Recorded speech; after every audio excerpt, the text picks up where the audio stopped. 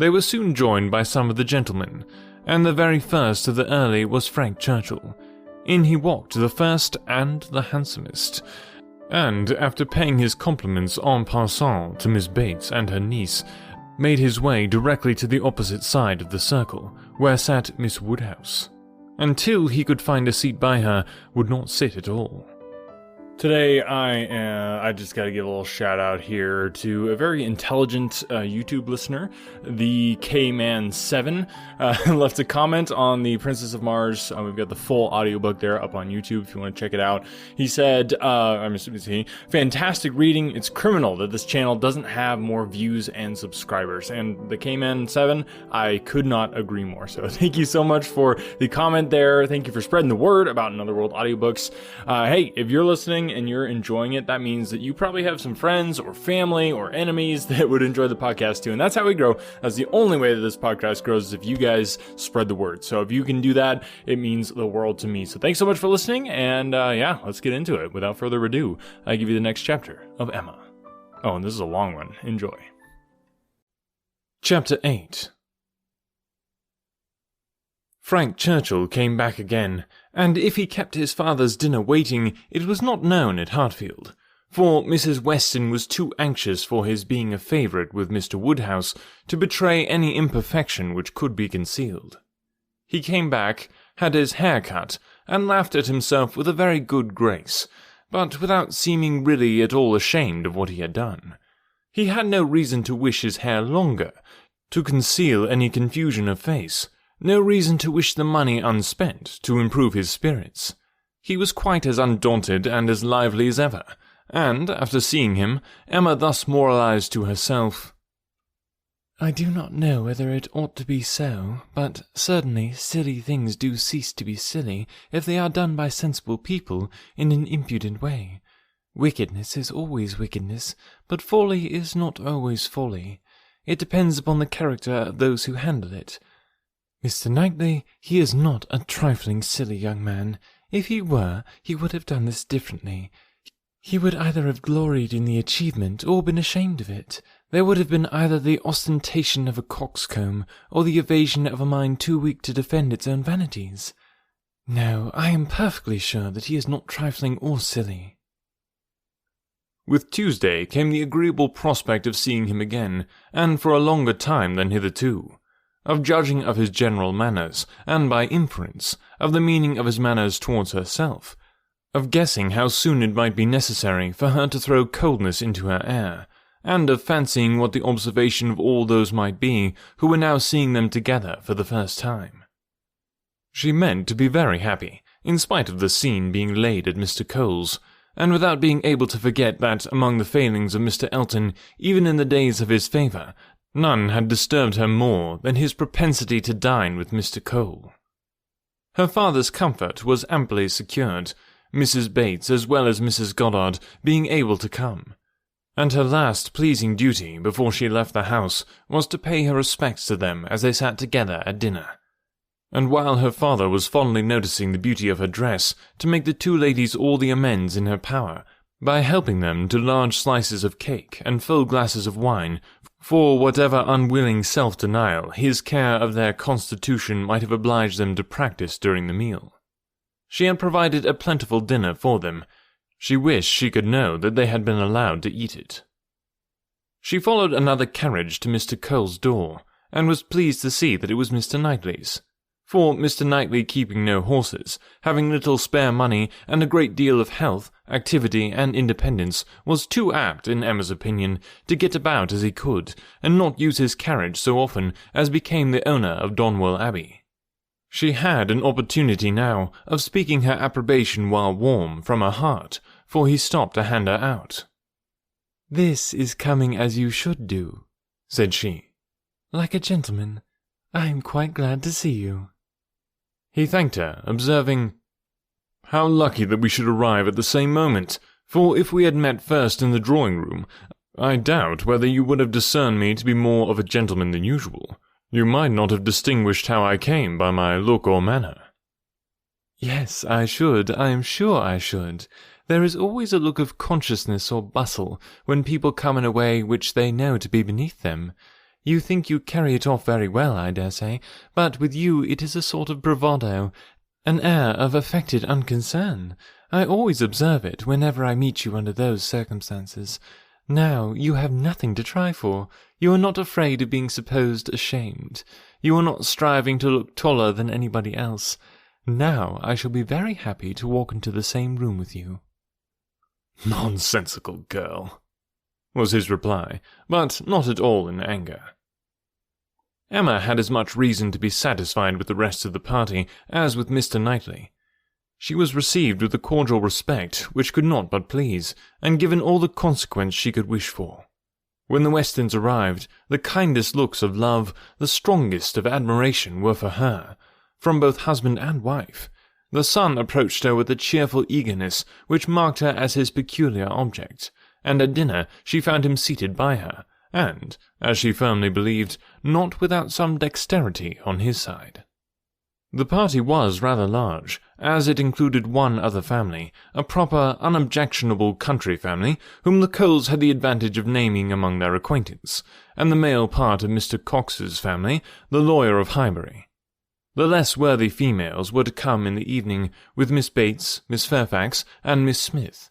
But already at dinner they were too numerous for any subject of conversation to be general, and while politics and Mr. Elton were talked over, Emma could fairly surrender all her attention to the pleasantness of her neighbour. The first remote sound to which she felt herself obliged to attend was the name of Jane Fairfax. Mrs. Cole seemed to be relating something of her that was expected to be very interesting. She listened, and found it well worth listening to. That very dear part of Emma, her fancy, received an amusing supply. Mrs. Cole was telling that she had been calling on Miss Bates, and as soon as she entered the room had been struck by the sight of a pianoforte, a very elegant-looking instrument, not a grand, but a large-sized square pianoforte, and the substance of the story, the end of all the dialogue which ensued of surprise and inquiry and congratulations on her side, and explanations on Miss Bates's, was that this pianoforte had arrived from Broadwood's the day before, to the great astonishment of both aunt and niece, entirely unexpected. That at first, by Mrs. Bates's account, Jane herself was quite at a loss, quite bewildered to think who could possibly have ordered it, but now they were both perfectly satisfied that it could be from only one quarter. Of course, it must be from Colonel Campbell. "One can suppose nothing else," added Mrs. Cole. "And I was only surprised that there could ever have been any doubt. But Jane, it seems, had a letter from them very lately, and not a word was said about it. She knows their ways best, but I should not consider their silence as any reason for their not meaning to make the present. They might choose to surprise her." Mrs. Cole had many to agree with her. Everybody who spoke on the subject was equally convinced that it must be from Colonel Campbell, and equally rejoiced that such a present had been made. And there were enough ready to speak to allow Emma to think her own way, and still listen to Mrs. Cole. "I declare I do not know when I have heard anything that has given me more satisfaction. It always has quite hurt me that Jane Fairfax, who plays so delightfully, should not have an instrument. It seemed quite a shame, especially considering how many houses there are where fine instruments are absolutely thrown away. This is like giving ourselves a slap, to be sure. And it was but yesterday I was telling Mr. Cole I really was ashamed to look at our new grand pianoforte in the drawing-room. Well, I do not know one note from another, and our little girls, who are but just beginning, perhaps may never make anything of it. And there is poor Jane Fairfax, who is a mistress of music, has not anything of the nature of an instrument, not even the pitifullest old spinet in the world to amuse herself with. I was saying this to Mr. Cole but yesterday, and he quite agreed with me, only he is so particularly fond of music that he could not help indulging himself in the purchase, hoping that some of our good neighbours might be so obliging occasionally to put it to a better use than we can, and that really is the reason why the instrument was bought, or else I am sure we ought to be ashamed of it. We are in great hopes that Miss Woodhouse may be prevailed with to try it this evening." Miss Woodhouse made the proper acquiescence, and finding that nothing more was to be entrapped from any communication of Mrs. Cole's, turned to Frank Churchill. "Why do you smile?" said she. "Nay, why do you?" "Me? I suppose I smile for pleasure at Colonel Campbell's being so rich and so liberal. It is a handsome present." "Very." "I rather wonder that it was never made before." "Perhaps Miss Fairfax has never been staying here so long before." "Or that he did not give her the use of their own instrument, which must now be shut up in London, untouched by anybody." "That is a grand pianoforte, and he might think it too large for Mrs. Bates's house." "You may say what you choose, but your countenance testifies that your thoughts on this subject are very much like mine." "I do not know. I rather believe you are giving me more credit for acuteness than I deserve. I smile because you smile, and shall probably suspect whatever I find you suspect. But at present I do not see what there is to question. If Colonel Campbell is not the person, who can be?" "What do you say to Mrs. Dixon?" "Mrs. Dixon? Very true indeed. I had not thought of Mrs. Dixon. She must know as well as her father how acceptable an instrument would be, and perhaps the mode of it, the mystery, the surprise, is more like a young woman's scheme than an elderly man's. It is Mrs. Dixon, I dare say. I told you that your suspicions would guide mine." "If so, you must extend your suspicions and comprehend Mr. Dixon in them." "Mr. Dixon? Very well. Yes, I immediately perceive that it must be the joint present of Mr. and Mrs. Dixon. We were speaking the other day, you know, of his being so warm an admirer of her performance." "Yes, and what you told me on that head confirmed an idea which I had entertained before. I do not mean to reflect upon the good intentions of either Mr. Dixon or Miss Fairfax, but I cannot help suspecting either that, after making his proposal to a friend, he had the misfortune to fall in love with her, or that he became conscious of a little attachment on her side. One might guess 20 things without guessing exactly the right, but I am sure there must be a particular cause for her choosing to come to Highbury instead of going with the Campbells to Ireland. Here she must be leading a life of privation and penance. There it would have been all enjoyment. As to the pretence of trying her native air, I look upon that as a mere excuse. In the summer it might have been passed, but what can anybody's native air do for them in the months of January, February, and March? Good fires and carriages would be much more to the purpose in most cases of delicate health, and I dare say in hers. I do not require you to adopt all my suspicions, though you make so noble a profession of doing it, but I honestly tell you what they are." "And, upon my word, they have an air of great probability. Mr. Dixon's preference of her music to her friends, I can answer for being very decided." "And then he saved her life. Did you ever hear of that? A water party, and by some accident she was falling overboard. He caught her." "He did. I was there, one of the party." "Were you really? Well, but you deserve nothing, of course, for it seems to be a new idea to you. If I had been there, I think I should have made some discoveries." "I dare say you would, but simple I, saw nothing but the fact that Miss Fairfax was nearly dashed from the vessel, and that Mr. Dixon caught her. It was the work of a moment, and though the consequent shock and alarm was very great and much more durable, indeed, I believe it was half an hour before any of us were comfortable again, yet that was too general a sensation for anything of peculiar anxiety to be observable. I do not mean to say, however, that you might not have made discoveries." The conversation was here interrupted. They were called on to share in the awkwardness of a rather long interval between the courses, and obliged to be as formal and as orderly as the others. And when the table was again safely covered, when every corner dish was placed exactly right, and occupation and ease were generally restored, Emma said, "The arrival of this pianoforte is decisive with me. I wanted to know a little more, and this tells me quite enough. Depend upon it, we shall soon hear that it is a present from Mr. and Mrs. Dixon." "And if the Dixons should absolutely deny all knowledge of it, we must conclude it to come from the Campbells." "No, I am sure it is not from the Campbells. Miss Fairfax knows it is not from the Campbells, or they would have been guessed at first. She would not have been puzzled had she dared fix on them. I may not have convinced you, perhaps, but I am perfectly convinced myself that Mr. Dixon is a principal in the business." "Indeed, you injure me if you can suppose me unconvinced. Your reasonings carry my judgment along with them entirely. At first, while I supposed you satisfied that Colonel Campbell was the giver, I saw it only as paternal kindness, and thought it the most natural thing in the world.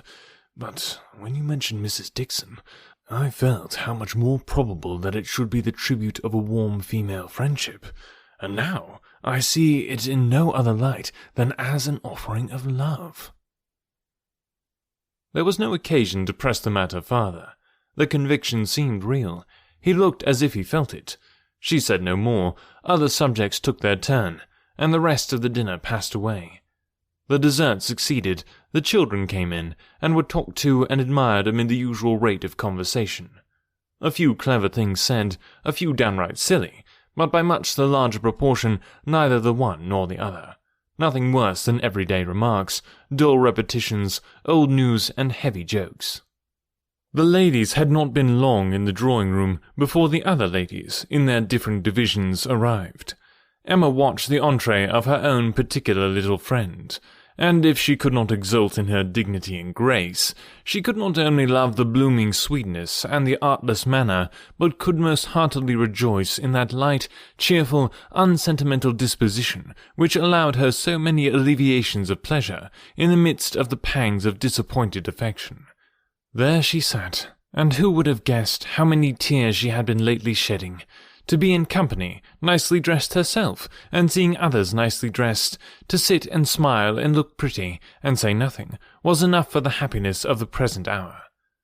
Jane Fairfax did look and move superior, but Emma suspected she might have been glad to change feelings with Harriet, very glad to have purchased the mortification of having loved, yes, of having loved even Mr. Elton in vain, by the surrender of all the dangerous pleasure of knowing herself beloved by the husband of her friend.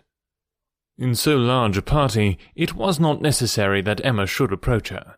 She did not wish to speak of the pianoforte. She felt too much in the secret herself to think the appearance of curiosity or interest fair, and therefore purposefully kept at a distance. But by the others, the subject was almost immediately introduced, and she saw the blush of consciousness with which congratulations were received, the blush of guilt which accompanied the name of my excellent friend Colonel Campbell. Mrs. Weston, kind-hearted and musical, was particularly interested by the circumstance, and Emma could not help being amused at her perseverance in dwelling on the subject, and having so much to ask and to say as to tone, touch, and pedal, totally unsuspicious of that wish of saying as little about it as possible, which she plainly read in the fair heroine's countenance. They were soon joined by some of the gentlemen, and the very first of the early was Frank Churchill. In he walked, the first and the handsomest, and, after paying his compliments en passant to Miss Bates and her niece, made his way directly to the opposite side of the circle, where sat Miss Woodhouse. Until he could find a seat by her, would not sit at all. Emma divined what everybody present must be thinking. She was his object, and everybody must perceive it. She introduced him to her friend, Miss Smith, and at convenient moments afterwards heard what each thought of the other. He had never seen so lovely a face, and was delighted with her naivete. And she, only to be sure it was paying him too great a compliment, but she did think there were some looks a little like Mr. Elton. Emma restrained her indignation, and only turned from her in silence. Smiles of intelligence passed between her and the gentleman on first glancing towards Miss Fairfax, but it was most prudent to avoid speech. He told her that he had been impatient to leave the dining-room, hated sitting long, was always the first to move when he could, that his father, Mr. Knightley, Mr. Cox, and Mr. Cole were left very busy over parish business, that as long as he had stayed, however, it had been pleasant enough, as he had found them in general a set of gentlemanlike, sensible men, and spoke so handsomely of Highbury altogether, thought it so abundant in agreeable families, that Emma began to feel she had been used to despise the place rather too much. She questioned him as to the society in Yorkshire, the extent of the neighbourhood about Enscombe and the sort, and could make out from his answers that, as far as Enscombe was concerned, there was very little going on, that their visiting were among a range of great families, none very near, and that even when days were fixed and invitations accepted, it was an even chance that Mrs. Churchill were not in health and spirits for going, that they made a point of visiting no fresh person, and that, though he had his separate engagements, it was not without difficulty, without considerable address at times, that he could get away, or introduce an acquaintance for a night. She saw that Enscombe could not satisfy, and that Highbury, taken at its best, might reasonably please a young man who had more retirement at home than he liked. His importance at Enscombe was very evident. He did not boast, but it naturally betrayed itself that he had persuaded his aunt where his uncle could do nothing, and on her laughing and noticing it, he owned that he believed, excepting 1 or 2 points, he could, with time, persuade her to anything. One of those points on which his influence failed, he then mentioned.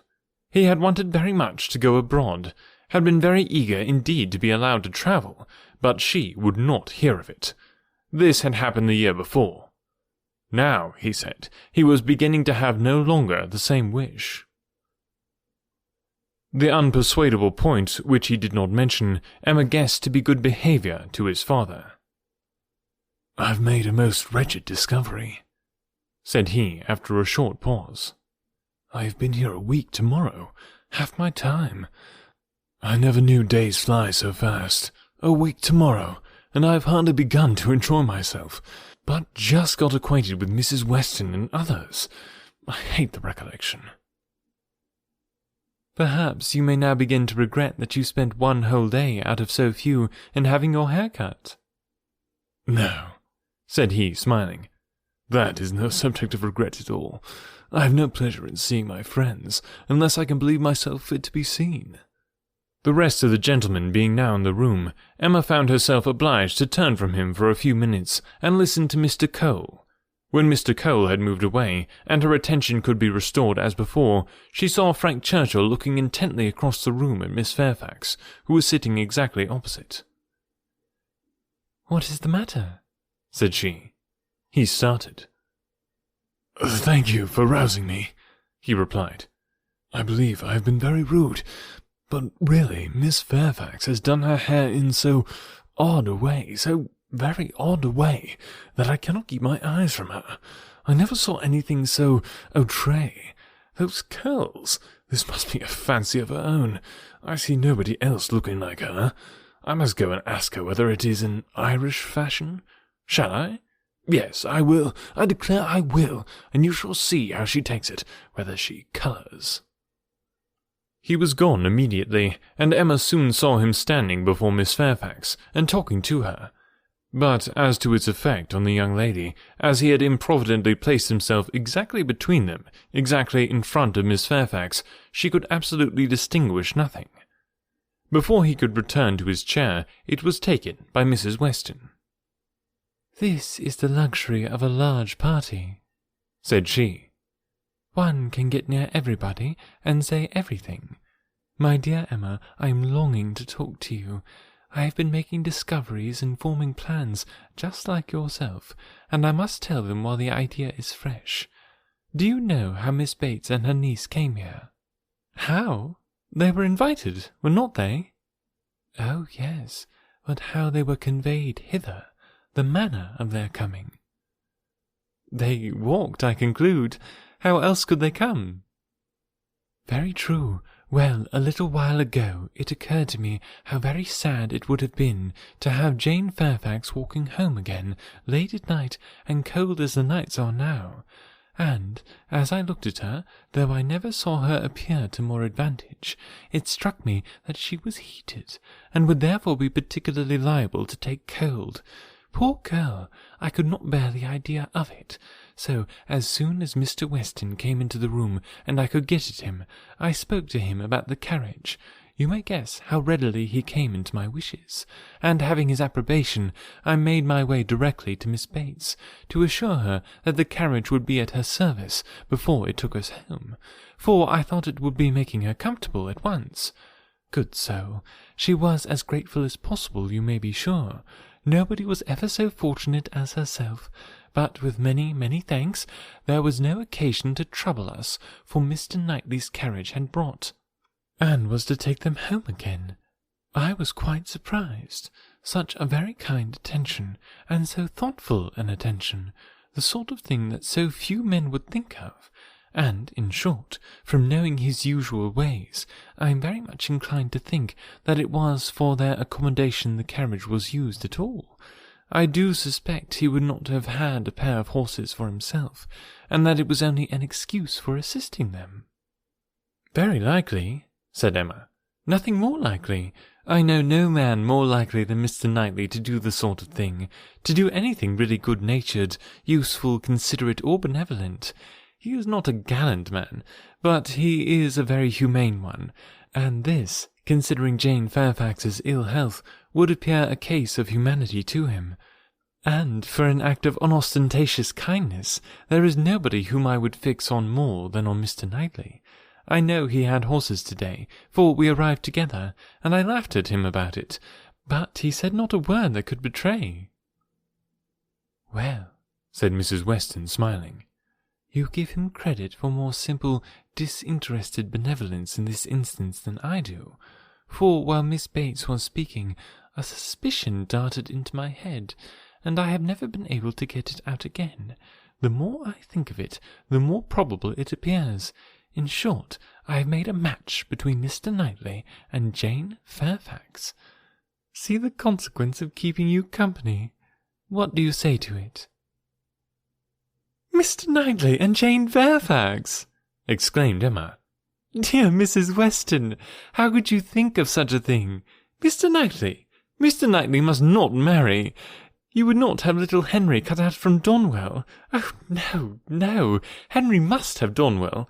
I cannot at all consent to Mr. Knightley's marrying, and I am sure it is not at all likely. I am amazed that you should think of such a thing. My dear Emma, I have told you what led me to think of it. I do not want the match. I do not want to injure dear little Henry, but the idea has been given me by circumstances. And if Mr. Knightley really wished to marry, you would not have him refrain on Henry's account, a boy of 6 years old, who knows nothing of the matter. Yes, I would. I could not bear to have Henry supplanted.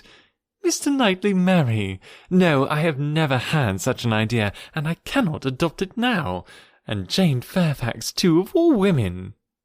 Nay, she has always been a first favourite with him, as you very well know. But the imprudence of such a match! I am not speaking of its prudence, merely its probability. I see no probability in it, unless you have any better foundation than what you mention. His good nature, his humanity, as I tell you, would be quite enough to account for the horses. He has a great regard for the Bateses, you know, independent of Jane Fairfax, and is always glad to shew them attention. My dear Mrs. Weston, do not take to matchmaking. You do it very ill. Jane Fairfax, mistress of the Abbey! Oh, no, no! Every feeling revolts.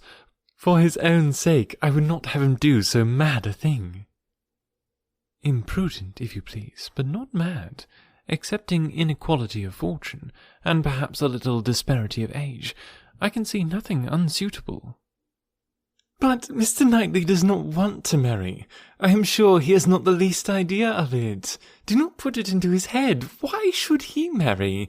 He is as happy as possible by himself, with his farm and his sheep and his library and all the parish to manage, and he is extremely fond of his brother's children. He has no occasion to marry, either to fill up his time or his heart. My dear Emma, as long as he thinks so, it is so. But if he really loves Jane Fairfax— Nonsense! He does not care about Jane Fairfax. In the way of love, I am sure he does not. He would do any good to her or her family, but— Well, said Mrs. Weston, laughing, perhaps the greatest good he could do, then, would be to give Jane such a respectable home. It would be good to her, I am sure. It would be evil to himself. A very shameful and degrading connection.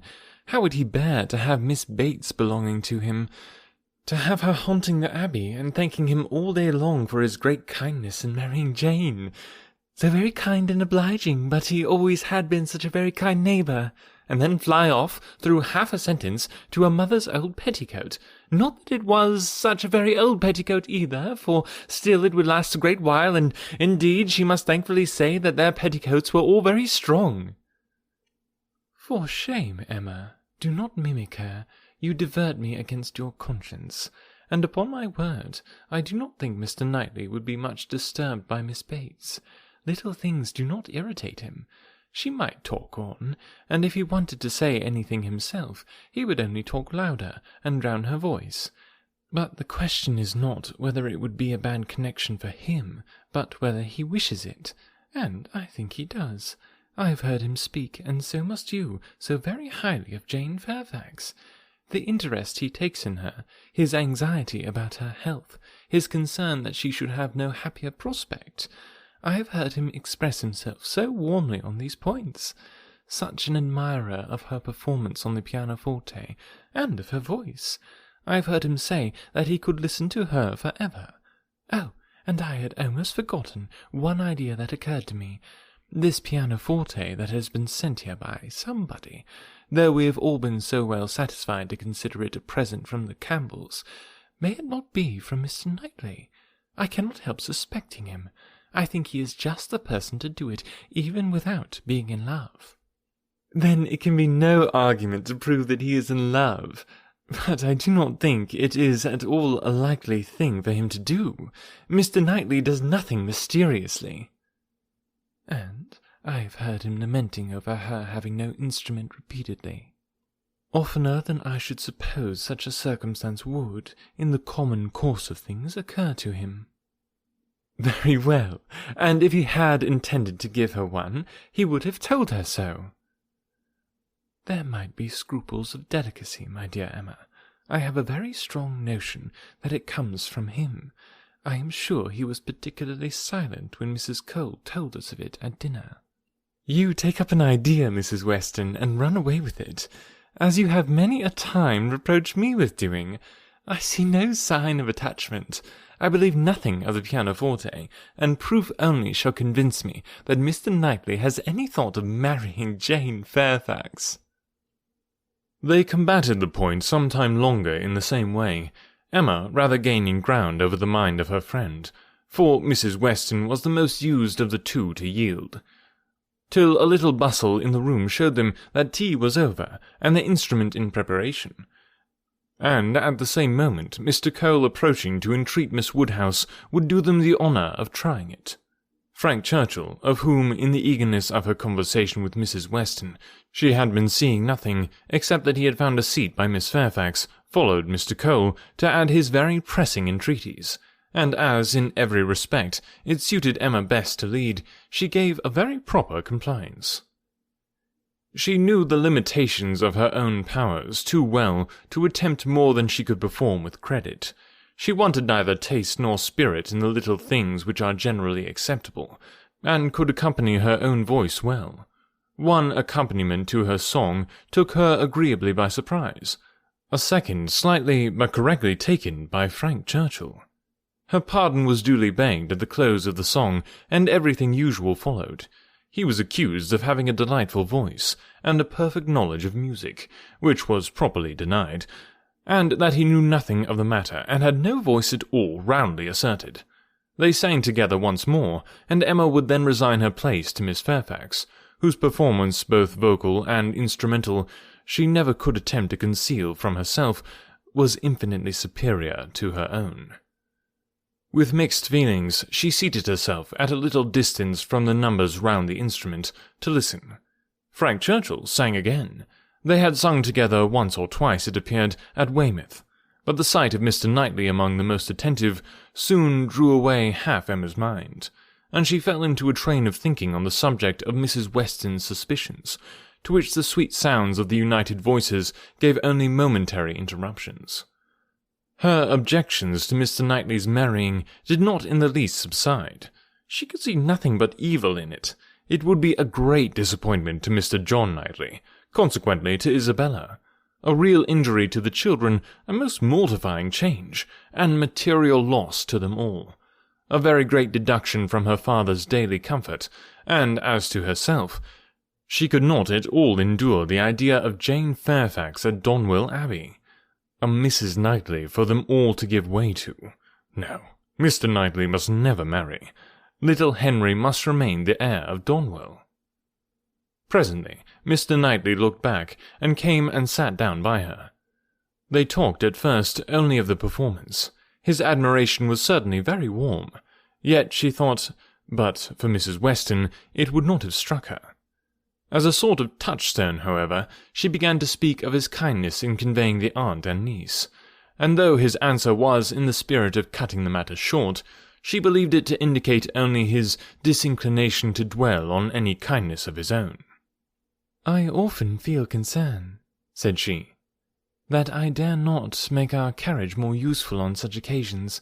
It is not that I am without the wish, but you know how impossible my father would deem it, that James should put to for such a purpose." "Quite out of the question, quite out of the question," he replied.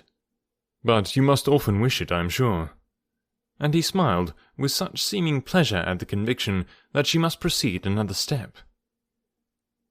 "This present from the Campbells," said she, "this pianoforte is very kindly given."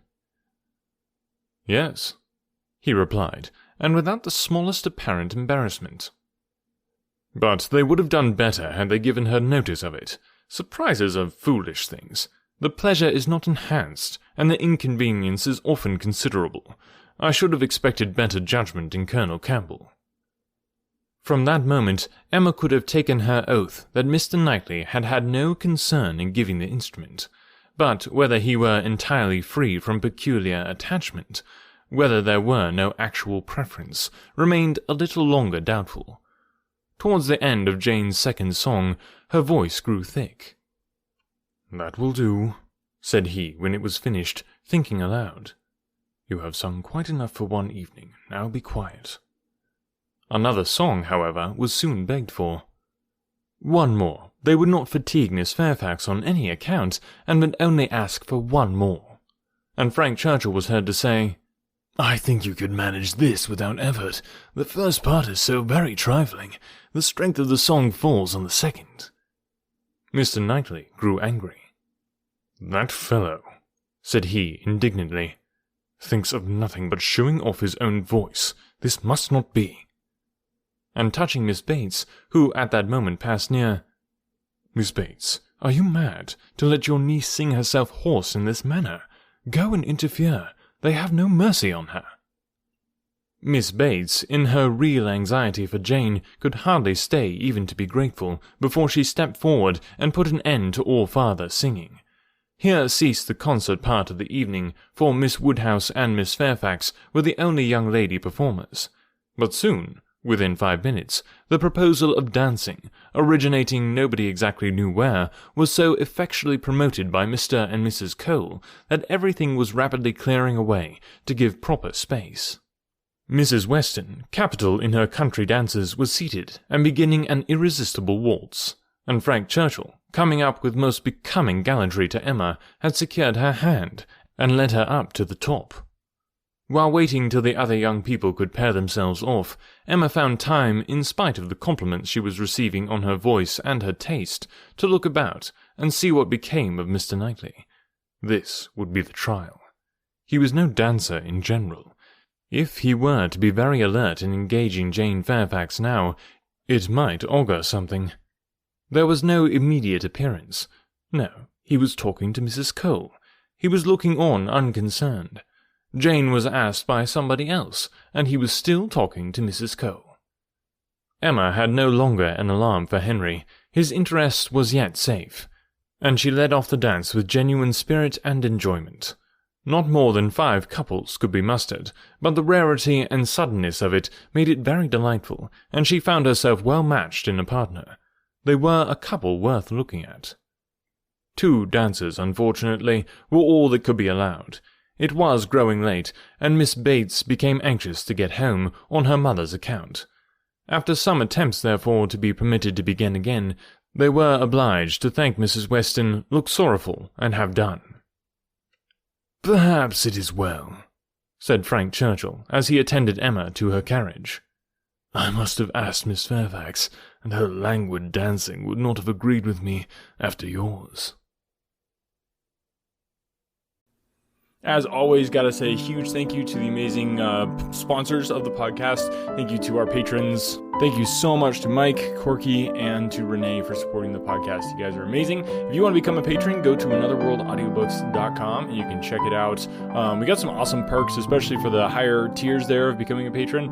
Some Another World Audiobooks merchandise that is just awesome, if I do say so myself. So go check it out. You can also check out the Another World Audiobooks merchandise store. If you don't want to commit to a monthly payment of whatever amount, you can go ahead and just buy it yourself. So that's pretty cool as well. There's a lot of really cool designs that are hand-drawn by yours truly, and go check them out. If you like them, give it a shot. All right, well, and thanks to everybody who's buying like the full audiobook versions off of our different stores and stuff. If you go to anotherworldaudiobooks.com, you can check out how to buy full audiobooks. So if you don't want to listen back through all the episodes and download a bunch of different episodes, you can actually go listen to the full versions of all the past audiobooks that we've done. So go check that out, anotherworldaudiobooks.com. So yeah, I hope you guys enjoyed this episode. It was a long one. I'm so glad when I can give you guys a longer one. If you want to hear longer episodes, the best way is to support the podcast, and the best way to support the podcast is by telling other people. So spread the word, and I will talk to you next week. Thanks.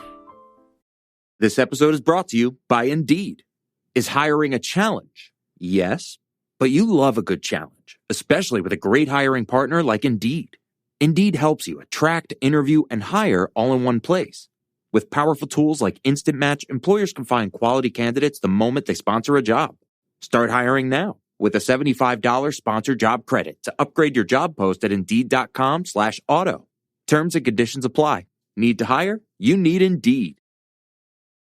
eBay Motors is here for the ride. With over 122 million parts for your number one ride or die, you can make sure your ride stays running smoothly. Brake kits, LED headlights, bumpers, whatever your baby needs, eBay Motors has it. And with eBay Guaranteed Fit, it's guaranteed to fit your ride the first time, every time. Plus, at these prices, you're burning rubber, not cash. Keep your ride or die alive at ebaymotors.com. Eligible items only. Exclusions apply. Capri Sun is the unofficial sponsor of our everyday moments. Like your first three-pointer, getting a high score in your favorite video game, riding your bike to a friend's house, landing a new trick at the skate park. For every moment, we're in charge. Capri Sun. It's gonna be epic.